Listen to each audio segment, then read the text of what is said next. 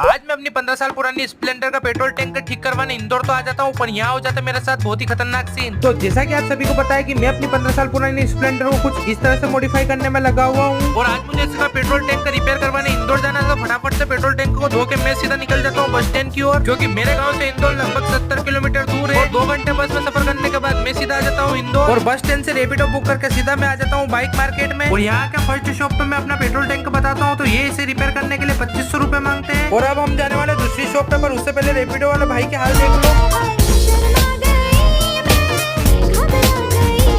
खैर अब हम दूसरी शॉप पे तो आ जाते हैं, पर ये भी हमें पेट्रोल टैंक रिपेयर करने के लिए 2000 रुपए का बोलते हैं, और उसके लिए भी 2-3 दिन इंतजार करना पड़ता है। और आगे की वीडियो नेक्स्ट पार्ट में मिलेगी, तो चैनल को सब्सक्राइब कर लेना।